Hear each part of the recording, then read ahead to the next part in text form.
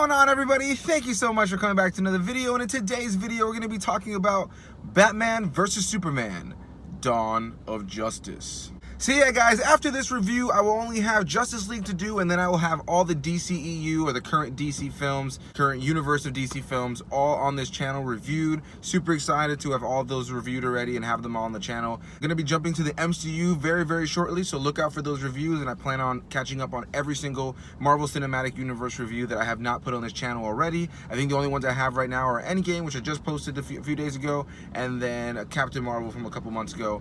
And yeah, I'm just super excited to be able to fill this channel with tons and tons of comic book related reviews and content. I'm sure you guys can tell already if you've been watching this channel for a while. I love this kind of stuff, so I'm excited to get my thoughts out and make a video per each comic book film that I possibly can. So let's get into this review, guys. Right out of the gate, I'm just gonna give you guys some backstory and let you know that when this movie was coming out, I was at peak excitement for the DCEU. I think majority of us were. I know people who watched the trailer for Batman vs. Superman tons of times, and I was one of those people. I remember seeing that first teaser and that first trailer. I remember even seeing like the leaked Comic-Con footage where they showed like them announcing it there, and they had like, you know, somebody come out, or one of the actors come out and read dialogue from one of the comic books, and then they had the logo pop up on the screen, and it was just super exciting. I just remember being just so excited to see what they were going to do. Batman and Superman on the screen, the big screen together for the first time ever. I mean, the excitement levels were just beyond me. At that point, Marvel hadn't released a lot of the movies that they have out today, but they still had so much that they had released already at this point. We had already gotten Avengers film, so I was at this place in my mind thinking, there's no way DC is gonna mess this up, you know. They've had all these years of being able to watch Marvel and how they did it with the MCU, and so I was super excited at the idea of DC hopping in the ring and finally giving us our own version of the MCU, but of the DC and their own feel and their own flair and their own vibe and all of that beautiful stuff. And when it came to Man of Steel, I loved it. I had a great time with it. I did a review for it on my channel a few months back with the Big Rob Theory. I recently talked about that in my Wonder Woman review. I talked a lot about how I really enjoyed that film, probably one of my favorite, if not my favorite, Superman movie. And I think that it did something really new and cool for the DC universe, and I love the way that they portrayed Superman in that movie. Very different, and I love the more dark, gritty, and grounded take compared to Marvel's more uplifted and, you know, quippy take on the universe. It only made sense to me that DC would make films in this direction, in this whole tone and feel and vibe. So I was super excited when leading up to this movie, and you know, I just can't understate how excited I really was. With all that said, I came out of the movie theater the first time very disappointed, very disappointed. I was pretty vocal to all my friends and stuff that I really didn't enjoy this film, and that I was just so disappointed, and that there was so much I loved about the movie, but that in the end I just found myself super disappointed. I even saw it a couple of times in theaters, and majority of the times I went with somebody else to kind of tell them like, oh, you gotta see this, how they didn't do it as well as we thought it was gonna be.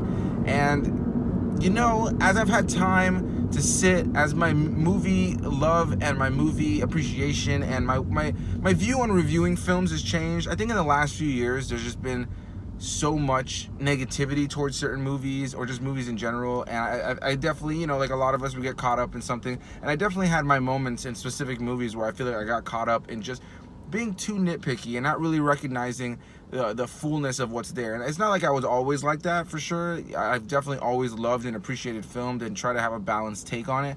But then there's definitely been movies like this one where I allowed myself to lead into the hype a little bit too much, and to lean into the excitement and expectations. And at the end of the day, I look back on it and I ruined my own viewing experience of this film. Now, with that said, this is not a perfect film, and is easily my least favorite film in the current DC lineup of films, the DCEU, whatever they're calling it. It's really disappointing to say that. I was super excited leading up to this movie, like I mentioned. I love the cast of this film, and what I can say right out of the gate is the performances across this film are phenomenal.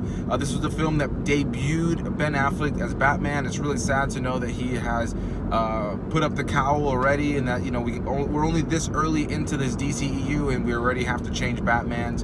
And it's not like we're changing like war machines like in the MCU. We're changing Batman. So that, you know, that's definitely just disappointing, and it's just one of those things that, like, I can really say I definitely enjoyed his performance in this film, and though he wasn't my favorite part of Justice League, I still enjoyed him in the role, and I've really started to just kind of, you know, come to love Ben Affleck as Batman. So it is a bit of a bummer and a sad day to think about him no longer playing the role, because I was excited to see where they could take this version of Batman. With that said, as I mentioned, this was his debut performance as Bruce Wayne Batman, you know, The Dark Knight. I was really in love with his performance the first time I walked out of it. I really loved his take on Bruce Wayne, and I felt like he was a better Bruce Wayne for me than a lot of the other on-screen Batmans have been. And I really enjoyed his Batman. It felt a lot like the Batman from the Arkham Asylum games, or just the comic books in general. There was something about his look and his feel and the way he would whip around and the way he would fight that felt very much like Batman. But then again, there's also the things about this movie and this version of Batman where he's a little bit more violent, definitely is killing people, even though it's not necessarily shown. It's definitely implied that he's killing people. That's definitely different from the Batman that I think the majority of us all know and love. And I know it bothered a lot of people, but it didn't bother me nearly as much. But it is something that kind of, you know, stands out as like, oh wow, this Batman is a lot more brutal. But I do really enjoy his look as Batman. I enjoy the way he portrays himself as Bruce Wayne and as Batman. It is disappointing to know he won't be playing this character anymore, because he was easily probably my favorite part of this movie. You got Henry Cavill reprising his role as Superman, and also the debut performance of Gal Gadot's Wonder Woman. Yeah, you know, I really enjoyed her in the role in this movie, but she's just a lackluster piece of this film for me, sadly. Her film, her solo film, which came out after this, is my favorite film in the DCEU. And, you know, then I watched this one, and it's really ridiculous how underutilized she is. And when she is utilized, it just feels like it's just kind of like shoved into the story without any real heart, meaning, or, you know, necessity. It doesn't really feel like she needs to be there. It doesn't really feel like she needs to be part of the story. Like I mentioned in majority of my reviews, this will not have any deep spoilers about the plot or the events of this film if you've never seen it before. But I am going to get into one little thing about Wonder Woman that I guess some people could see as spoilery, but it's really not. And when I explain it to you, it'll make more sense. But it really has to do with her introduction. The part that I really just couldn't stand about this film was the way certain elements and character interactions were written. This is the introduction of Wonder Woman. This is the first DC live-action film to have the trinity of the Justice League on screen together for the first time. And to have Wonder Woman just kind of be there and appear when she needs to be for some action, which was great. You know, the action in this film is fantastic, but her as a character, really, they don't give her anything to do, or they really don't give her much interesting dialogue at all. So like I mentioned, her introduction, it just always bugs me every time I watch the movie. So this is essentially how it goes without getting too deep into spoilers. They're all at this private gala that's being hosted by Lex Luthor at his residence or his facility of some sort. And Batman is there for a very specific reason and finds an opportune moment to step away and go and place some sort of hacking device into the servers there at Lex Luthor's facility. He ends up having to wait a period of time while the device is hacking into the system and getting all the data that he wants. And not long after, when he's ready to retrieve this hacking device from the server room, he goes and looks, and then it's not there anymore. It's missing. He doesn't know where it went. And when he looks towards the glass door that he just came in through, he sees Wonder Woman standing there. She's staring at him. It's almost like she wanted him to see her, but at the same time, it just really doesn't make any sense. She's just standing there staring at him, and as soon as he sees her and starts walking towards her, she starts making her way out of the gala, ends up getting in a car and getting away before he can get to her. Cut to about 20 or 30 minutes later into the film, you haven't seen Wonder Woman again this entire time, and he ends up catching up with her at some other gala, an art show kind of thing, you know, nice dressed up kind of event. And he ends up going up to her, confronting her about the fact that she stole the device that he has the data on. And this is the scene where I really got an idea of what the writing was going to be like for this film, and really just had me look at the screen and go, really? This scene was really only meant for these characters to meet, and it's really not in any way exciting. Wonder Woman goes on to let him know that the reason that she stole his hacking device was because Lex Luthor was in possession of a photo of hers and that he had inside of his servers. So Batman ends up asking her to return the device to him, and she ends up telling him that she just put it back in his car, so she apparently knew that he was there at this gala following her, waited till he parked, he came inside looking for her, she went outside and put it in his car, and tells him that because of the fact that the files were encrypted on some like high grade encryption, that she wasn't able to get into it, so she ended up just giving it back to Batman.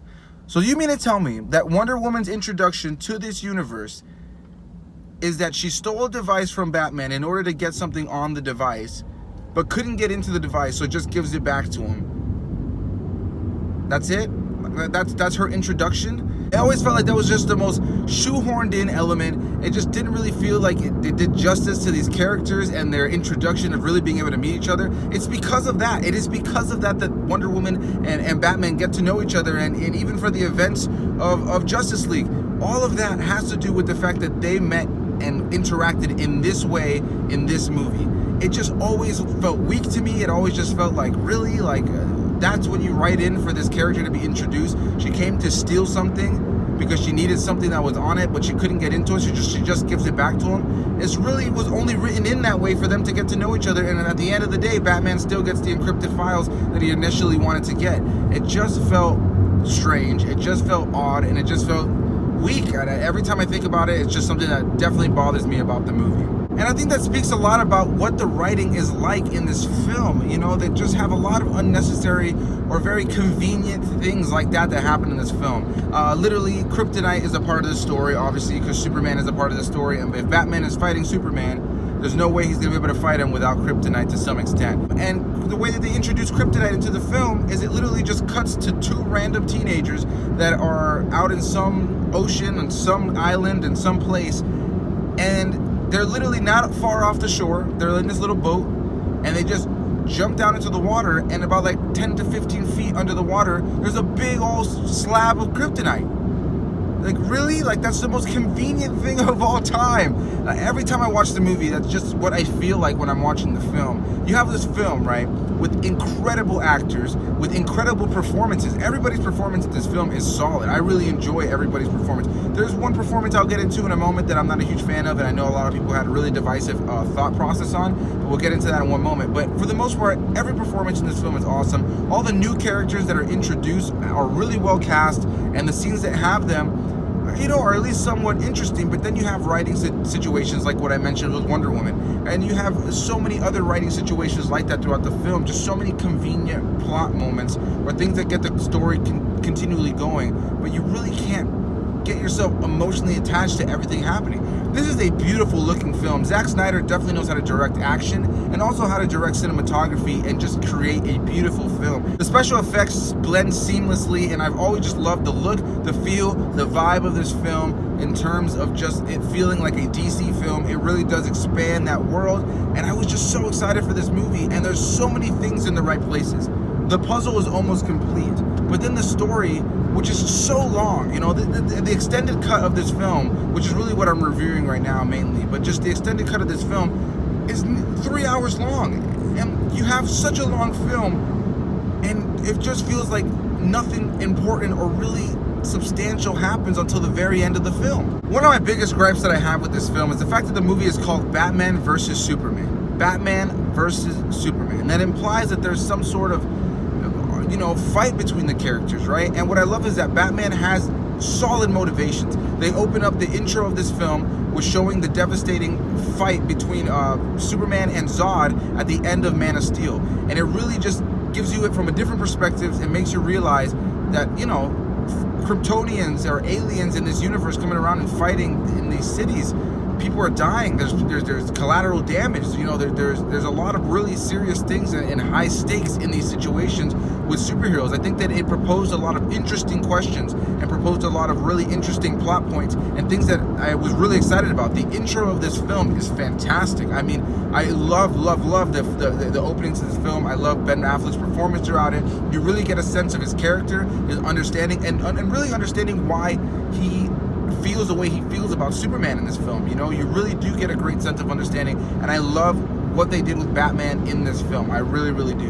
Where I feel the film kind of just teeters on the more of the negative side for me when it comes to the writing is that there really is hardly any conflict between Batman and Superman in this film. There are a few moments, and there's a couple moments where they are in front of each other, but every single moment that they're together prior to their fight is everything you saw in the trailer, for starters. It was everything that you saw in the trailer, but it it just leaves you wanting more. A perfect example of that year, the same exact year, Captain America Civil War came out. And what I love about that film so much is that the film was able to be centered on Captain America, and his story was everything happening with the Winter Soldier, and really be a Captain America film, while also kind of being another Avengers film, having balancing all of those other characters, their narratives, their storyline, and also creating a very compelling rift in the Avengers team, specifically between Captain America and Iron Man. You know, all the marketing for Civil War, similar to the actual storyline in the comic books, obviously just marketed a battle between Iron Man and Captain America. That was what the whole gist of the idea was.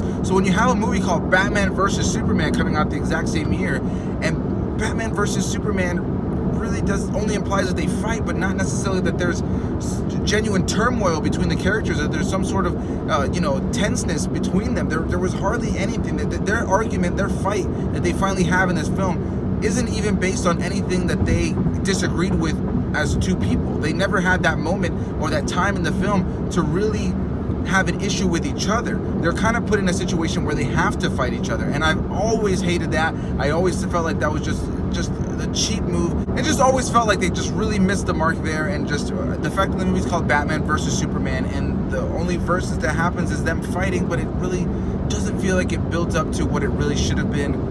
At this point I feel like I'm rambling, but that's just something that really disappoints me about this element of the film. Is just there should have been more turmoil and compelling narrative and dialogue between Batman and Superman. They really should have been able to get to know each other and dislike things about each other throughout the film, but at the end of the film come to an understanding. And there's those great moments between the characters that you do have, and I won't try to act like this film is completely lacking any heart or charm or love for the characters. It definitely has it at times, but I would be lying if I tried to act like this film is just a great DCEU film.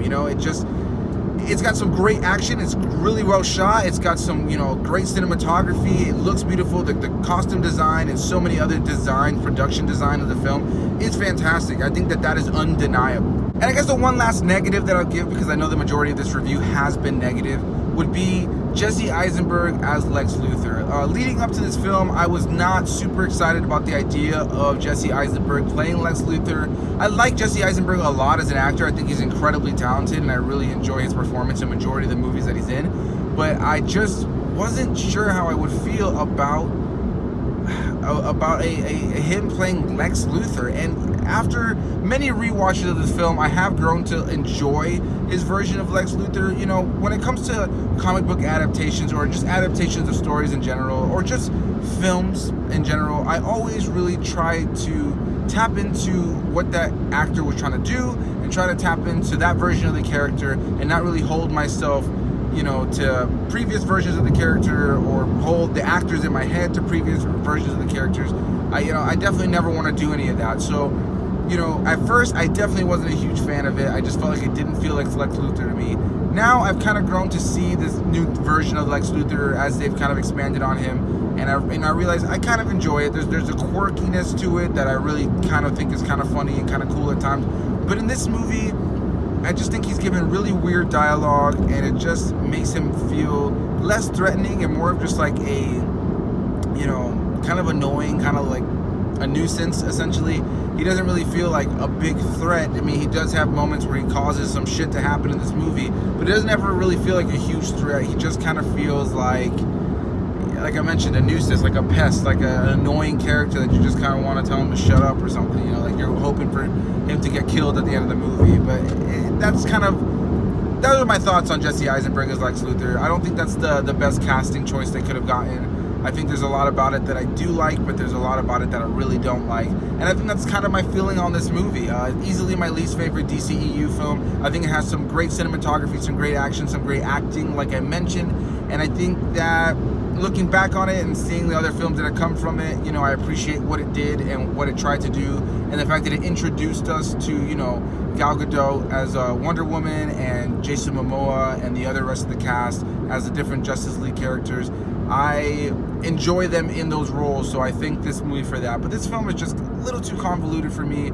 It's just all over the place a little bit narratively. A lot of things are just super convenient, and it just doesn't really feel like the story is as compelling as it could have been. There, like I mentioned, there are some really great moments in this movie. There's some moments that you watch this and you think, oh, there's no way this movie would be bad or lackluster, you know, because I don't think this is a bad movie. I just think this is a movie that really disappointed me, and I can't help but feel like there's so many things that just stood out to me and so many others as just weaker or just lackluster in the narrative, and I just wonder how they missed the mark on certain things. But you know, I know there's a lot of people who really enjoy this film, so I'll wrap up this review right here, guys. Do I recommend Batman vs Superman?